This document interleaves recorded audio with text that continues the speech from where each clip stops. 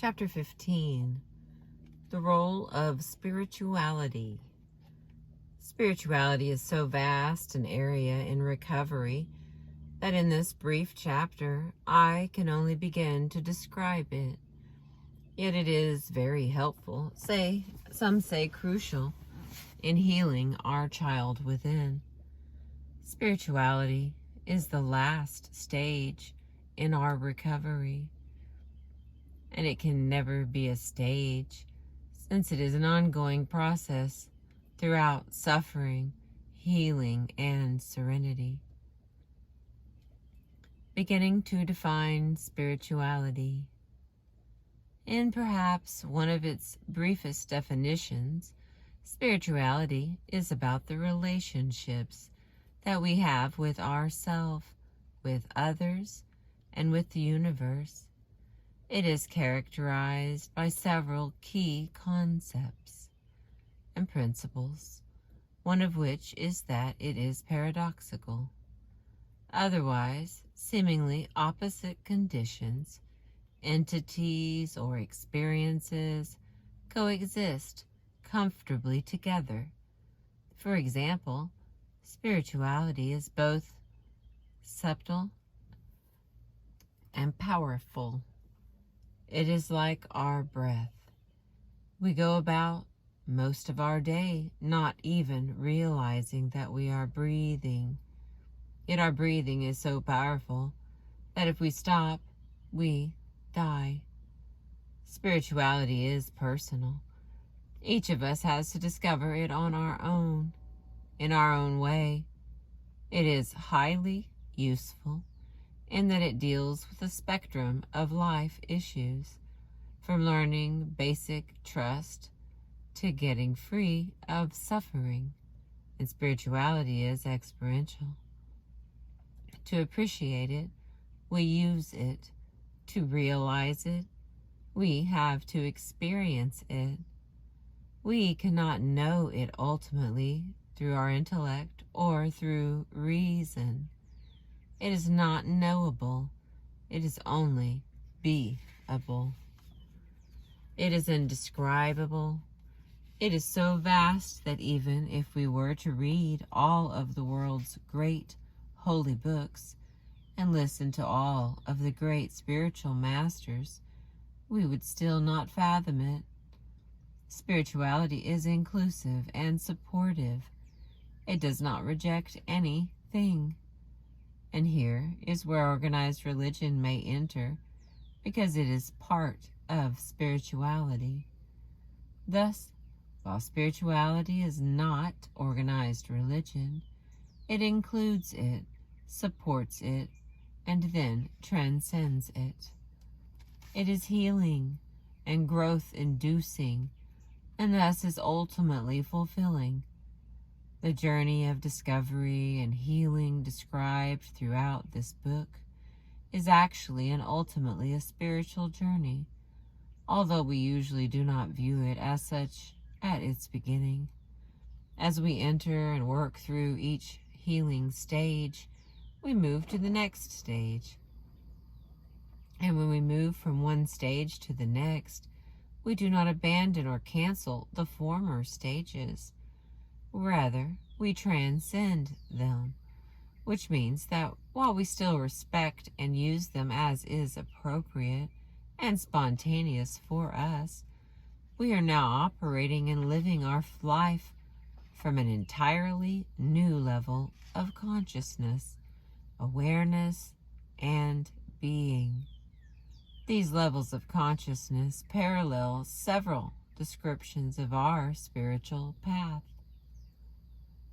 Viewing our spiritual path. In the 1940s and the 1950s, Maslow described a hierarchy of human needs. These progress from bottom to top as physiological, basic functioning or survival. 2, safety. 3, a sense of belonging and love. 4, self-actualization, knowing and being comfortable with our true self. And 5. Transcendence or spirituality, fully realizing our true self, our higher self. These parallel the needs described in Chapter 4 and Table 2, where our human needs are listed in more detail. They also parallel the discovery and recovery of our child within, described throughout this book. And finally, they parallel our levels of human awareness or consciousness. As we learn various ways of looking at, conceptualizing, and mapping our journey of recovery, we see that these are similar, perhaps even the same journey looked at in a slightly different way. These 3 ways also parallel the path of the 12 steps of recovery: surviving active alcoholism or chemical dependence, codependence, overeating, or other mistreatment and suffering, then admission of a problem, and then changing our isolation to sharing, including eventually with a higher power. As we progress in working the steps, next comes self-examination, catharsis, and personality change, followed by improved relationships, helping others, and then discovering serenity.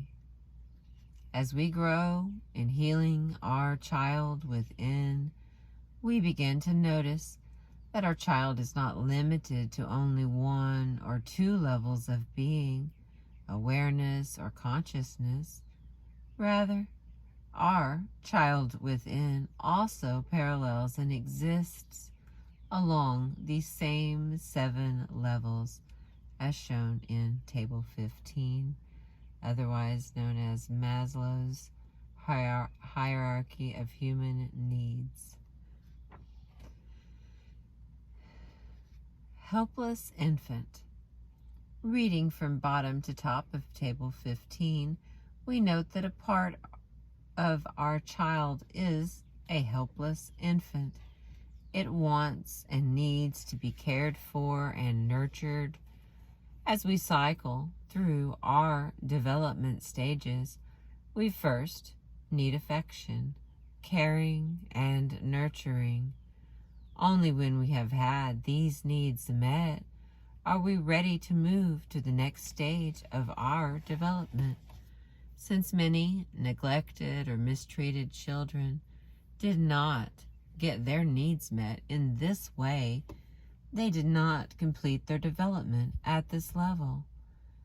Part of the task of recovery is learning to get our needs met and get nurtured so that we can begin to recycle through this stage and thus complete our unfinished development in it. We also discover that there is only one person that can assure that we get the nurturing that we need, and that one person is us. But it is not we as our codependent self, rather it is we as our total child within. Our child within is thus both our nurturer and that helpless infant that needs so desperately to be nurtured. And it is all the other parts. We are our own nurturer. We have to assure that we get what we need. We may at times get others to help us get what we need, but basically, we are the only one that can attend to our needs. I describe our needs in Table 2 of Chapter 4. Here's the written out of Table 15 called Levels of Being, Awareness, or Consciousness of Our Child Within. Unconditionally loving child, compassionate child, creative child, struggling and growing child, thinking and reasoning child, feeling child, helpless infant. Feeling child. The feeling child within us is full of feelings and emotions, like all 7 levels of being of our child within. It is interconnected with each of the other levels. Our feeling child lets us know when we need to attend to something. That something might be something wrong, like a real danger or a hurt, or something pleasant, or it might be a feeling reaction from the past that comes up. Whatever it is, we are now attentive to it. See Chapter 10 on feelings. Thinking and reasoning child. Our thinking and reasoning child is related to our ego, mind, or self. It is that which many people think they are, their identity. It is also often mistaken for the seat of power, yet it is only one part of us. Our thinking and reasoning child is perhaps the part of our true self that is the most directly connected to our codependent self. We might even say that they are friends more than any other. It understands our codependent self, and so we'll be able to work with it when we need our codependent self. Many people have an exaggeration or overdevelopment of their thinking and reasoning child and their codependent self. As we recover, we bring into play the other parts of our child within, and we become more balanced, integrated, individuated, and whole. Struggling and growing child. Our struggling and growing child is the equivalent of the heart level of consciousness. It is the key to our higher self and to realizing serenity. It is the link between our higher self and our lower self. It is perhaps best described by the phrase, acceptance through conflict. This means coming to accept what is by first recognizing or becoming aware of it, then working through the pain or enjoying the pleasure, and then coming to peace with it. It is the same as the grieving process, the process of forgiveness, turning it over, detachment, letting go, and to the process of telling our story, and that it uses these processes to accept and to grow. Creative child. Have you ever sensed or known that something was true or right, and you didn't need any rational explanation to prove it? Our creative child is one that uses what men call hunches or gut reactions, and what women call intuition, to assist them in their lives.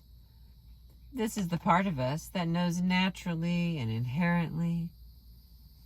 Ideas, inspirations, and creative sparks come up to us through this part of our child regularly throughout our lives.